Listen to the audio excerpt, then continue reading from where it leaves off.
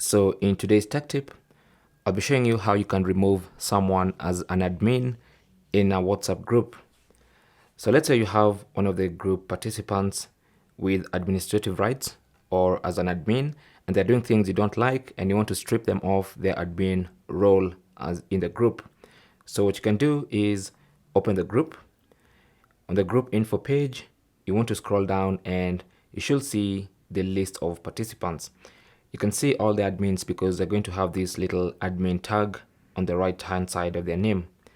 So let's say I want to remove this user or this participant as an admin.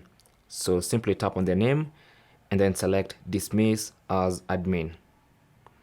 Now that person will still remain in the group. As you can see in the list of participants, they're still there, but the admin tag has been removed, and that basically means they're no longer an admin in this group. They're just a regular participant in the group.